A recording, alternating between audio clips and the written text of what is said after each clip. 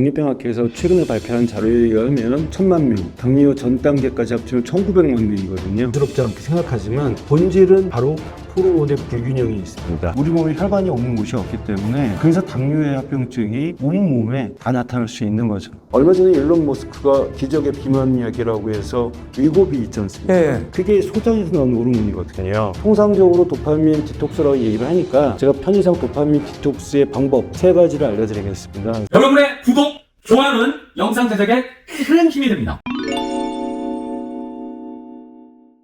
안녕하세요. 안녕하세요. 네, 본인 소개 좀 부탁드리겠습니다. 저는 강남 세브란스병원 내분비내과 교수 안철호입니다. 내분비라는 게 처음에 사람들이 좀 어렵게 생각하고요. 이게 실체가 없으니까 뭐 간이라든지 뼈라든지 심장 같은 게 아니고 호르몬이 눈에 보이지 않지 않습니까? 그래서 어렵게들 생각하고요. 실제로 연구하다 보니까 이 호르몬이라는 게 실제적인 우리의 지배자라고 생각하거든요. 그래서 호르몬을 이해한다는 것은 인간을 이해한다는 거고 호르몬을 관리한다는 것은 인생을 경영한다고 생각하기 때문에 정말 저한테 맞는 전공을 했다라고 생각합니다. 야, 30년 되셨으니까 네. 오늘 갖고 계신 노하우를 좀 시청자분께 전달해 주실 부탁드리겠습니다. 최근에 5년 사이에 당뇨병 환자가 거의 20% 가까이 급증했더라고요. 우리나라. 당뇨병 대란이라 할 정도로 지금 당뇨 환자가 당뇨병학회에서 최근에 발표한 자료에 의하면 1000만 명, 당뇨 전 단계까지 합치면 1900만 명이거든요. 그럼 5천만 중에 1900만 명이면 거의 엄청난 거죠. 그러니까 40% 가까이 되는 거예요. 오죽하면 국민병이다, 당뇨병 대란이다 이렇게 얘기를 하는데요. 사실 이게 당뇨병이라는 게 결국은 합병증이 문제가 되고요. 만병의 근원이라고 생각하거든요. 국민병이라는 게 보면 개인이 할 수 있는 게 아니라 국가가 책임져야 되는 병이라 볼 수도 있고요. 너무 국민들이 많이 갖고 있으니까 뭐 우리 국민 가수 이런 것처럼 국민병이라고 얘기를 하지만 이거는 사회가 또 개인이 심각하게 받아들여야 될 상황이라고 생각합니다. 그럼 왜 이렇게 갑자기 5년 사이에 급증하게 된 거죠? 첫째는요, 우리나라 사람들의 그 췌장의 사이즈가 서양에 비해서 뭐 절반 내지는 70%뿐이 안 됩니다. 배기량 자체가 적은 거예요. 1300cc짜리 엔진에다가 2000cc, 3000cc 어떤 차체를 얹어놓으면 덜렁덜렁 하잖아요. 그러니까 지금 몸집이 커지고요. 스트레스를 또 우리나라 사람들이 많이 받습니다. 그래서 우리나라 사람들이 잠도 안 자면서까지 일을 부지런하게 하고 또 회식도 많고요. 그리고 또 전반적으로 산업화가 되고 있기 때문에 이런 여러 가지 것들이 인슐린 저항성을 일으키는 상황에서 췌장에서 인슐린 분비하는 능력이 떨어져 있기 때문에 이게 맞물려 가지고 당뇨병이 급증하게 되는 것 같습니다. 그러니까 사회적 환경 자체가 현대화가 되고 더 발전할수록 당뇨병에 노출될 확률이 더 높아지는 거네요. 그렇죠. 또 우리의 유전적인 또 백그라운드가 일단은 췌장에서 인슐린 분비 능력이 떨어져 있다는 것도 중요한 포인트라고 할 수 있겠습니다. 야, 그럼 우리나라 사람이 유전적으로, 환경적으로 취약한 병이다 이렇게 볼 수가 있을 것 같은데 그러면은 당뇨병에는 왜 걸리는 겁니까? 당뇨병이라는 건 아까 얘기했던 대로 유전적인 부분도 분명히 있습니다. 그래서 가족력도 따지게 되는데 되게 근데 이런 유전적인 부분은 맥시멈 30%뿐이 안 되거든요. 대부분 환경적인 부분이 많아서 당뇨병을 왜 생활습관병이라고 그러지 않습니까? 그래서 잘못된 생활습관이 결국은 혈당을 올린다는 걸 볼 수가 있는데 사실 당뇨병이라는 게 소변에서 당이 나와서 당뇨병을 이름 붙였지만 소변에서 당이 나오려면 혈당이 180 이상 돼야 되거든요. 그러니까 당뇨병의 진단 기준이 126이기 때문에 사실 엄밀한 의미에서 당뇨병이란 말은 좀 틀린 말이고요. 혈관 내 포도당이 올라간 건데 이런 것들이 여러 가지 호르몬들에 의해서 혈당이 오르고 내리고 하기 때문에 당뇨병도 역시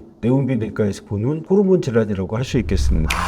그러니까 우리는 혈당의 수치만 생각했는데 이 혈당과 호르몬도 굉장한 연관성이 있는 거네요. 그렇죠. 제가 아까 얘기했던 대로 호르몬이라는 거는 그 플라톤의 동굴에 의해서 보게 되면 하나의 모닥불 같은 건데요. 혈당이니 혈압이니 콜레스테롤이니 이런 것들은 거기에 비춰진 그림자거든요. 근데 사람들은 그림자를 보고 그림자의 길이가 크면 뭐 겁을 내고 그림자의 길이가 짧아지면 대수롭지 않게 생각하지만 본질은 바로 호르몬의 불균형이 있습니다. 그러면은 당뇨는 구체적으로는 어떤 호르몬하고 연관이 있다고 봐야 되나요? 근본적으로 인슐린 호르몬이 중요하죠. 어떤 사람들은 인슐린이 주사제로 쓰니까 약이라고 생각할 수 있는 분도 계신데 인슐린이 호르몬이거든요. 호르몬은 하나의 호르몬이 여러 가지 기능을 갖고 있습니다. 인슐린 호르몬은 일단 혈당을 떨어뜨리는 호르몬이지만 식욕을 불러일으키는 호르몬이고요. 또 혈관을 청소하는 호르몬입니다. 그리고 살이 찌는 호르몬이기 때문에 저는 별명을 비만 호르몬이라고 이름을 붙였는데요. 이 인슐린의 문제 때문에 당뇨가 생긴다는 거는 대부분 사람들은 알고 있는데, 인슐린이 안 나오는 당뇨병 우리가 1형 당뇨라고 그러는데요. 인슐린이 많이 나오면 또 당뇨가 생기거든요. 사람들은 교수님 저는 왜 인슐린이 많이 나오는데 당뇨가 생깁니까? 그럼 저는 그건 이제 2형 당뇨인데요. 우리가 이제 가난한 사람들을 비유하자면 돈을 못 벌어도 가난하지만 명품을 사서 과소비를 하면 가난해질 수밖에 없잖아요.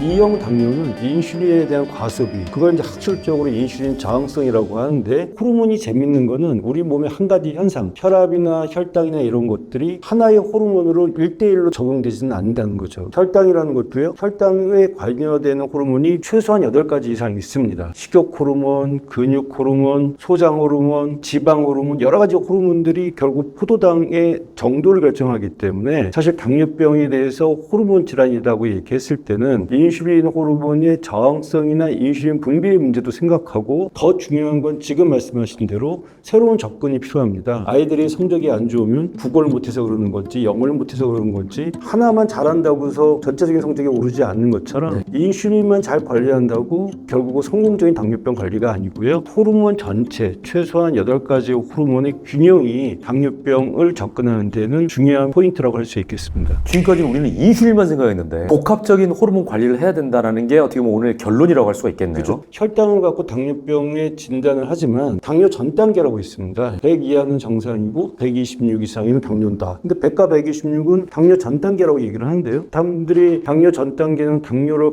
말하자면 예비군으로 생각하지만 이미 그때 당뇨 합병증은 있을 수 있거든요. 합병증 측면에서 볼 때는 당뇨병도 문제지만 당뇨 전 단계도 합병증이 거의 당뇨병처럼 옵니다. 그렇기 때문에 합병증 측면에서 볼 때는 당뇨 전 단계도 저희가 관리를 해야 되는 거고요. 이런 여러 가지 호르몬의 균형을 갖고 우리가 이제 당뇨병을 접근해야 되는 거죠. 어떤 사람이 당할 숙소가 낮고 어떤 사람은 높고요. 혈당이 2, 300 돼도 이 사람은 합병증이 안 오고 이 사람은 합병증이 올 수 있어요. 아, 혈당이 높은데도 안 올 수도 있고 낮은데도 올 수도 그래서 있고. 우리가 혈당 관리가 물론 중요하지만 그게 필요 충분 조건은 아니라는 거죠. 나는 혈당 관리를 잘하는데 왜 합병증이 생기고 저 사람은 왜 안 생겨? 살리에르가 모차르트를 보고 좌절에 빠지는 것처럼 내가 아무리 혈당 조절을 잘해도 당독소가 많다면 합병증이 생길 수밖에 없다는 거죠. 그래서 근본은 호르몬의 균형이 있고 당 독소를 떨어뜨리는 게 중요하다고 할 수 있겠습니다. 아, 그럼 여기서 키포인트는 당 독소네요. 당 독소라고 이제 제가 얼마 전에 삼려병사의 비밀에서도 얘기를 했지만, 이게 후기 당화 산물이라고 해서 당이 높아지면 이 몸속의 단백질에 당이 달라붙거든요. 그래서 우리가 그거를 당 찌꺼기라고 하는데, 이런 단백질에 붙어 있는 물질들, 그거를 우리가 이제 후기 당화 산물이라고 하거든요. 이런 것들이 결국 당 독소라고 얘기를 하는 건데요. 우리 당화혈 숙소 얘기 많이 들어보셨는데, 당화혈 숙소라는 것도 헤모글로빈이라는 단백질에 혈당이 붙은 거거든요. 당화혈 숙소도 일종의 당 독소라고 할 수 있고요. 후기 당화 산물입니다. 그래서 이것만 말고도 우리 몸에 있는 여러 가지 단백질들에 당이 붙어서 문제가 되는 것들이 많은데, 이런 후기 당화 산물들이 혈관을 망치고 결국은 합병증을 일으키게 되는 거죠. 그러면은 당뇨 정복을 위해서는 혈당 조절보다도 더 중요한 건 호르몬 관리인 거네요. 네, 그래서 이제 당뇨병이 호르몬 질환이고, 그래서 호르몬 균형이 당뇨병에서는 제일 중요한 포인트입니다. 자, 그러면은 당뇨에 걸렸다 그러면은 어떻게 해야 하나요? 당뇨가 걸렸다 보면 이제 사람들이 난 이제부터 육식은 안 먹고 식사는 어떻게 하고 얘기를 하는데요. 그리고 굉장히 우울하게 생각하거든요. 근데 그렇지 않습니다. 당 지수라는 걸 이해를 하면 육식도 먹을 수 있고요, 짜장면도 먹을 수 있고요, 파스타도 먹을 수 있습니다. 결국은 내 호르몬에 문제를 일으키는 식품들이 어떤 건지를 알아서, 근데 매일 좋은 음식만 먹을 수는 없지 않습니까? 가끔 이제 불량한 음식을 먹게 되면 좋은 음식을 섞어서 평균 당 지수를 이렇게 낮춰서 먹게 되면 당뇨 관리를 잘 할 수 있거든요. 그래서 저는 뭐라고 얘기하냐면, 당뇨병이라는 게 어떤 저주가 아니고 우리한테 선물이라고 생각하는 거죠. 당뇨병은 선물이다. 예, 그래서 이제 우리가 이제 무병장수를 꿈꾸지만 사실 병 없이 오래 살 수는 없습니다. 근데 일병장수, 당뇨병처럼 하나 정도 있어줘야 그걸 관리하다 보면 오래 산다는 거죠. 재미있는 연구 결과가 있습니다. 제일 오래 사는 사람들은 당뇨병이 있으면서 합병증이 없다는 거죠. 그 메시지는 뭐냐면, 당뇨병은 당뇨병 그 자체가 문제가 아니라 합병증이 문제라는 거고요. 두 번째 메시지가 중요한데요. 우리가 당뇨에 걸렸어도 합병증이 걸리지 않게 식사, 운동, 수면, 스트레스 관리를 잘 하면 결국은 건강하게 오래 살 수 있다. 그래서 제가 일병장수라고 얘기하고요. 내가 당뇨에 걸렸다는 것을 거를 우울하게 생각하지 마시고 이게 내 삶을 전환점이라고 생각하고 내가 더 건강해질 수 있는 하나의 계기라고 생각하시는 게 좋을 것 같습니다.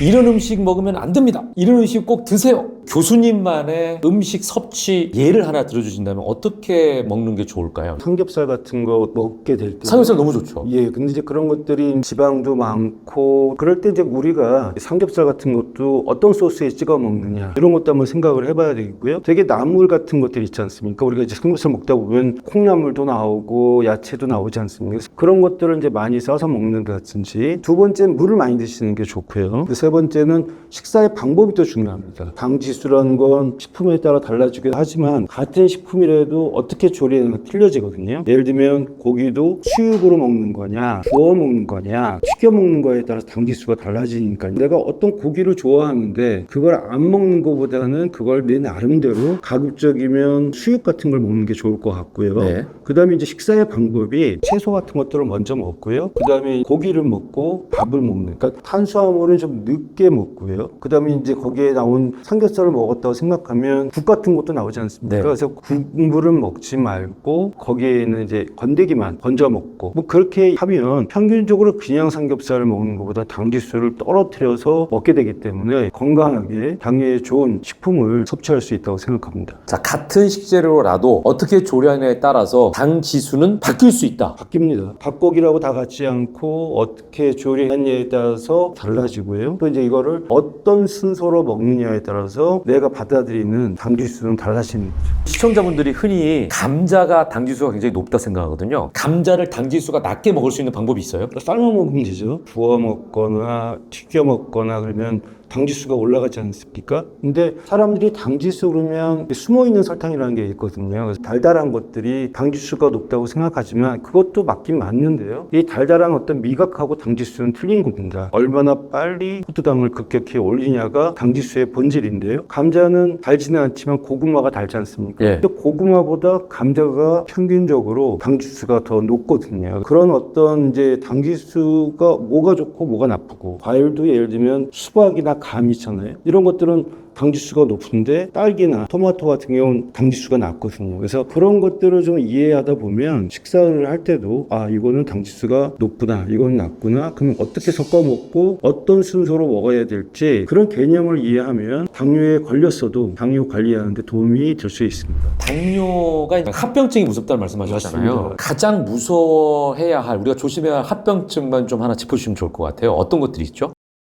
그 다음에 다리 썩고 다리를 절단하고 이런 당뇨발이라고 있거든요. 그런 것들을 심각하게 생각하고요. 근데 그 외에도 신경병증이 제일 당뇨병이 생기면 처음 오는 합병증이고 그 다음에 망막증이 와서 시력에 상실이 오고 그 다음에 이제 콩팥에 합병증이 와서 투석을 하게 되는데 다들 뭐 심각한 합병증이지만 사실 처음 오는 신경의 합병증도요. 사실 이것 때문에 다른 문제들이 많이 생깁니다. 신경의 합병증에서 생기면 뭐 바늘로 찌른 것처럼 쩌릿쩌릿하거든요. 근데 굉장히 이게 사소하지만 고통스럽고 이것 때문에 잠을 못 자면 또 혈당이 올라가고요. 또 신경의 합병증이 오래 지속되다 보면 감각을 못 느낍니다. 뜨겁고 차갑고 바늘에 찔려도 아프지를 않으니까 맨발로 걷다가 이제 결국 감염이 돼서 당뇨발로 이어질 수도 있는 거고요. 당뇨 합병증을 혈관 합병증인데 혈관 사이즈가 작은 합병증을 치면 미세혈관 합병증이라고 해서 신경, 망막, 그 다음에 콩팥도 작은 혈관들이거든요. 그건 미세혈관 합병증이고요. 대혈관 합병증은 조금 사이즈가 큰 혈관, 예를 들면 뇌혈관에 오는 중풍, 심장혈관에 오는 이 관상동맥 질환으로 오는 심근경색, 그리고 다리로 가는 혈관이 막혀서 생기는 당뇨발, 이런 것들은 우리가 대혈관 합병증이라고 얘기를 하는데요. 우리 몸의 혈관의 길을 다 이으면 어느 정도 되시는지 아십니까? 그때 어떤 지구에 몇 바퀴 뭐 100만 킬로라고 하니까 2바퀴 반이거든요. 혈관이 그렇게 길고 우리 몸에 혈관이 없는 곳이 없기 때문에 그래서 당뇨의 합병증이 온몸에 다 나타날 수 있는 거죠. 자, 일단 뭐 걸렸을 때는 이렇게 하고 더 좋은 건 오기 전에 막는 거잖아요. 당뇨병을 예방할 수 있는 방법도 있을까요? 가장 좋은 치료는 예방이거든요. 당뇨 전 단계라고 판명이 됐을 때는 당뇨로 오지 않게 예방을 해야죠. 왜냐하면 당뇨 전 단계 상태에서는 노력 여하에 따라서 정상으로 회복될 수가 있는데요. 당뇨를 한번 가면 회복되기가 어려우니까요. 예방하는 방법은 크게는 4개의 기둥이 있다고 생각하는데 첫째는 식사,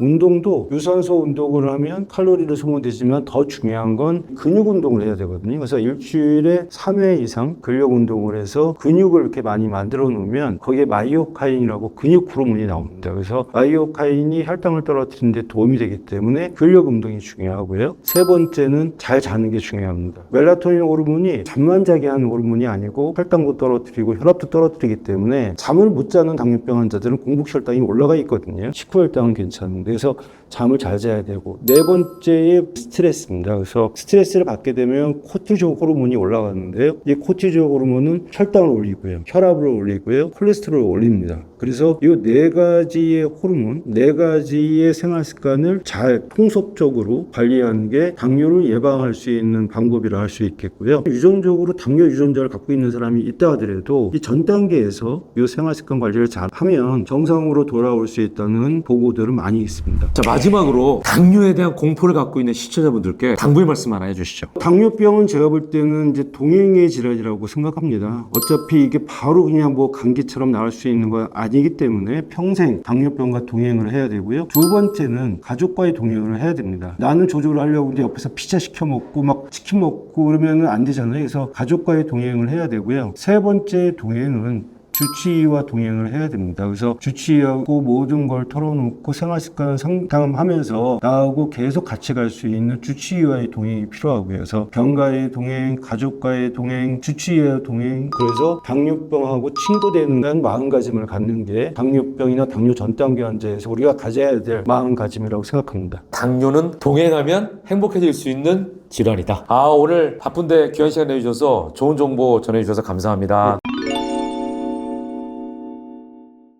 도파민이란 게 뭔지 정의부터 좀 내려주시죠. 그 사람들이 이제 막 즐거운 일이 생기면 도파민 터졌다 그러고 네.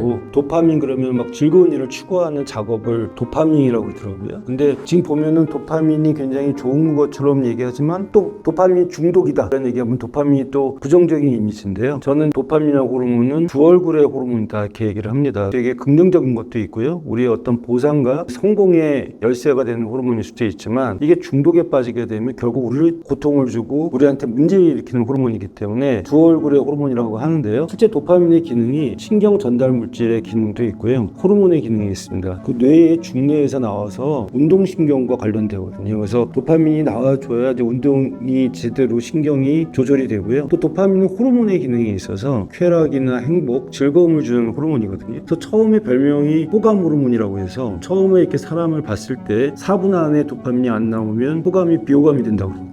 근데 이게 너무 많이 나오게 되면 집착을 하게 되고요. 스토킹하고 그러지 않습니까? 네. 중독이 되는 거죠. 도파민이 너무 많이 나와서 감정적인 문제가 생기는 어떤 의처증이나 의부증이나 조현병이나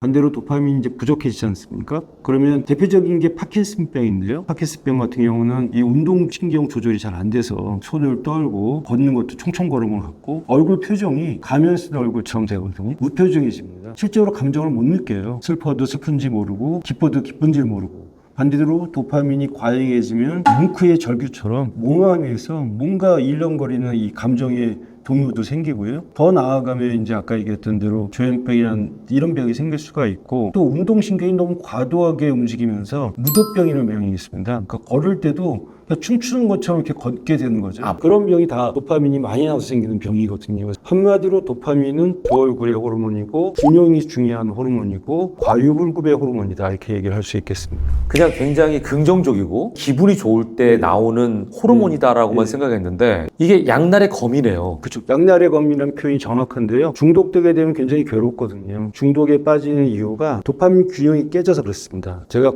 굳이 균형이라고 얘기하는 것은 도파민이라는 호르몬이 있으면 도파민 수용체라는 게 있거든요. 우리가 야구에서 이렇게 투수가 있으면 호수가 있는 것처럼 도파민을 받아들이는 수용체가 있어요. 내 몸에 있는 작은 안테나 같은 것들인데 도파민이 많이 나오게 되면 수용체는 줄어듭니다. 그렇게 되기 때문에 더 많은 도파민이 필요하게 돼요. 예를 들면 우리가 쇼폼이라든지 뭐 어떤 유튜브를 본다든지 이런 것들이 더 자극적이고 더 많은 시간을 봐야지만이 이 수용체가 줄어든 거를 해결을 하거든요. 그래서 중독이 되는 거죠. 그럴 때는 도파민 중독이 돼서 몸이 계속 그거를 갈망하고 그게 없을 때는 무기력증에 빠지죠. 근데 이게 도파민이 한없이 나올 수는 없기 때문에 결국 많이 나오다가 고갈이 되거든요. 그러면 도파민이 없는 상태가 되니까 우울증이라든지 무기력증이라든지 이런 게 생기는 거죠. 그래서 도파민의 균형이 중요하고요. 도파민과 도파민 수용체의 균형이 중요하고요. 그 도파민은 굉장히 원초적인 호르몬입니다. 도파민에서 결국은 노르에피네프린, 에피네프린 여러 가지 호르몬들이 이렇게 발생되거든요. 그래서 도파민뿐만이 아니라 다른 호르몬과의 균형을 생각해야 된다. 그래서 도파민 균형이 중요하다고 할 수 있습니다. 우리 이제 호르몬이라는 단어를 많이 쓰지만 굉장히 추상적이거든요. 호르몬이라는 그러면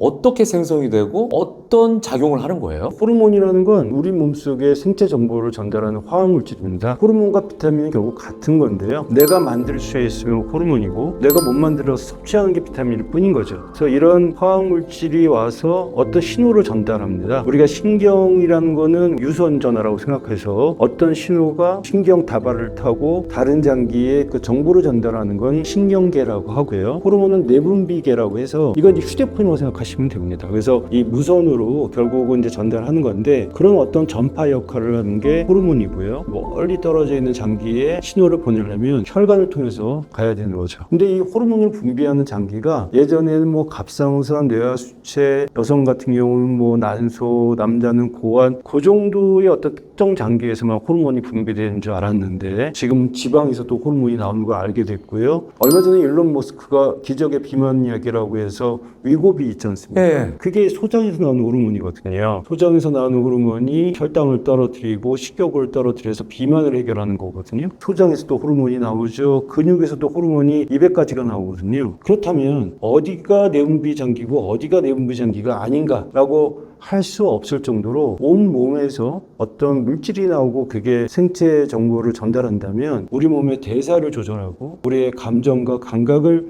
조절하는 게 호르몬이라고 할 수 있겠습니다. 자, 그러면 대충 지금까지 발견된 호르몬의 종류는 몇 종류 정도나 됩니까? 4,000가지 정도 있습니다. 우리 몸에서 나오는 호르몬 종류가 예, 4,000가지라고요? 예, 그 모든 호르몬들을 다 관리할 수는 없고 대장 호르몬 몇 가지, 예를 들면 인슐린, 성장 호르몬, 멜라토닌, 도파민, 옥시토신 이런 몇 가지 호르몬만 우리가 조절을 하면 나머지 호르몬들의 균형은 이렇게 잡히거든요. 그래서 굵직굵직한 호르몬부터 이제 우리가 호르몬을 통한 건강 관리를 해야 된다. 그래서 그걸 제가 호테크라고 이름을 붙였습니다. 재테크가 아니고 네. 호르몬 테크. 아니 근데 교수님께서는 도파민이 여러 호르몬 중에 중요하다고 생각하시는 거 아니에요? 각 시기별로 중요한 호르몬들이 많은데요. 특히 도파민 같은 경우는 이제 우리가 20대부터 중요한 호르몬을 우리가 생각을 해야 되고요. 도파민 호르몬의 긍정적인 측면들이 여러 가지가 많습니다. 우리가 MBTI 같은 걸 하는 것처럼 외향적이고 진취적인 사람일수록 도파민 분비가 높다는 거예요. 그러니까 도파민 분비가 높은 사람들이 성공의 가능성이 많다. 학업 성적도 좋다. 이렇게 볼 수가 있고요. 이 도파민 호르몬이라는 게 사랑이라는 감정에서 중요한 호르몬이기 때문에 20대가 돼서 사랑하고 결혼하고 출산하고 이런 때 도파민이 또 중요하다고 볼 수가 있고요. 또 도파민이 아예 없는 사람들 있잖아요. 우리가 실험적으로 쥐에다가 도파민 분비를 파괴시켰더니 쥐들이 먹을 걸 봤는데도 먹지를 않는 거예요. 의욕 상실이 생기는 거죠. 만약에 관리가 안 된다고 하면 도파민으로 인해서 생기는 질병도 있습니까? 도파민으로 인해서 생기는 질병들이 파킨슨병이라든지 중독이 되면 뭐 쇼핑 중독이라든지 도박 중독이라든지 디지털 중독이라고 하지 않습니까? 유튜브나 게임 중독 그런 어떤 중독적인 생활을 하게 되고요. 더 나아가서 뭐 ADHD라든지 조현병이라든지 정신적인 질환들 이런 것들이 다 도파민의 문제로 생각되기 때문에 우리가 지금 많이 처방하고 있는 정신과 약제 중에서는 도파민과 관련된 약제들이 많이 있습니다. 중독의 근본적인 호르몬을 꼽자면 도파민이라고 할 수 있겠습니다. 그러면은 이제 이 호르몬을 건강하게 잘 유지해야 될 것 같은데 그러기 위해서는 어떻게 해야 됩니까? 흔히들 그거를 우리가 이제 도파민 디톡스, 도파민 단식이라고 얘기를 하는데 사실 엄밀한 의미에서 잘못된 말입니다. 사실은 도파민 균형점 찾기 이게 더 정확한 말인 거죠. 왜냐하면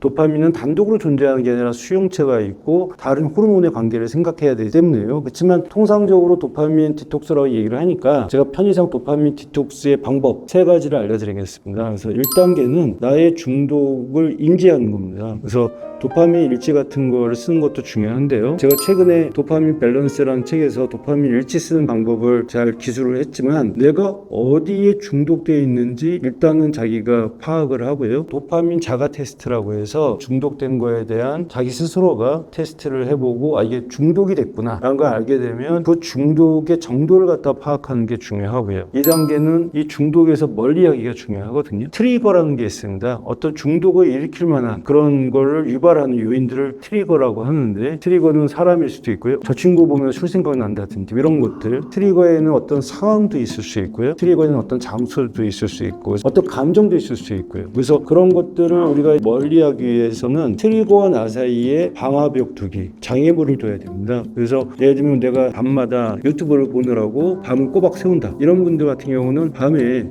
시건 장치가 있는 핸드폰을 침대에서 멀리 한다든지, 내 스스로 트리거와 나 사이에 장애물 두기가 있고요. 3단계는 내 스스로가 시작하기 전에 물질적인 보상을 정해놔라 라고 얘기를 합니다. 그래서 예를 들면 제가 보는 환자 중에서는 갱년기 여성인데 여러 가지 우울증 같은 것도 있고, 쇼핑을 하다 보니까 이제 홈쇼핑 중독이 되신 분이에요. 근데 그런 분들이 이제 물질적인 보상하기로 내가 이 쇼핑하는 아이템의 개수 이런 걸 확인하게 해서 어느 정도 수준까지 내가 성취했다고 생각하면 내가 갖고 싶은 뭐 하나를 내 스스로 상을 주고 나한테 보상하는,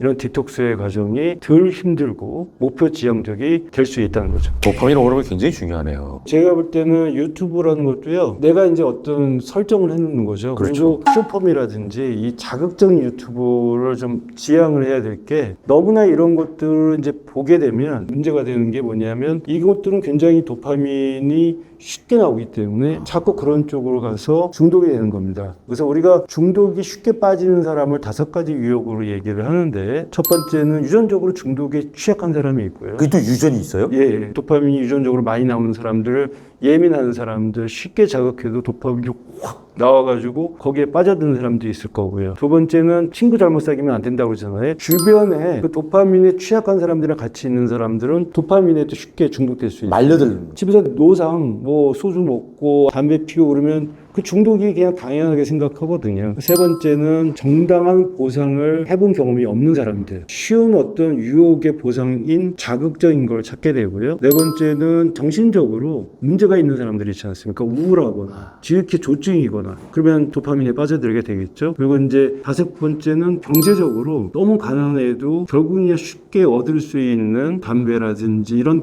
간단한 도파민으로 보상을 얻으려고 하고요. 너무 돈이 많아도요, 근데 재미가 없으니까 자극적인 걸로 도파민을 추구하게 되는데요. 제가 이 5가지의 조건을 얘기하면서 아까 제가 3번째로 얘기했던 정당한 보상 얘기를 했지 않습니까? 근데 사실은 유튜브도 마찬가지입니다. 유튜브도 자꾸 자극적인 걸 쫓다 보면 계속 더 자극적인 거를 하고 더 센 거를 찾게 더 되죠. 센 거를 찾고 도파민에 중독될 수 있는데, 뭔가 나한테 도움이 되고 우리처럼 이렇게 잔잔한 그런 어떤 건강과 내 생활에 도움이 될 수 있는 유튜브를 이렇게 잘 선정해서 계속 그런 것들을 좀 보면서 내 마음을 다스리고, 이런 것들은 어떻게 보면 좋은 유튜브라고 할 수 있고, 짜투리 운동이라는 게 굉장히 요즘 유행하고 있습니다. 예를 들면 유튜브를 보면서 운동을 한다든지 양치질을 하면서 스쿼트를 한다든지 이런 식으로 도파민의 중독성이 있는 어떤 행위를 할 때 그걸 좀 피할 수 있는 다른 것들을 캄프라치라는 거는 중요한 생활의 팁이라고 할 수 있겠습니다. 자, 그럼 마지막으로 도파민의 균형을 추구하는 분들에게 이렇게 좀 한번 해보십시오라고 강조를 좀 해주신다면. 한 가지는 이제 도파민이라는 것은 단독으로 생각하지 말라는 거 꼭 얘기를 하고 싶습니다. 그래서 도파민을 잘 유지하려면 중요한 거는 굳건한 다리가 필요하거든요. 하나는 운동이고요, 하나는 수면입니다. 그래서 운동을 계속하면 도파민에 빠져들지 않게 하는 마이오카인 호르몬의 도움을 받을 수가 있고요. 우리가 어려울 때 있으면 도움을 요청할 친구가 있다는 건 좋잖아요. 그 수면이라는 거는 도파민, 아까 수용체 있지 않습니까? 수용체의 숫자를 늘리는 역할을 하거든요. 그래서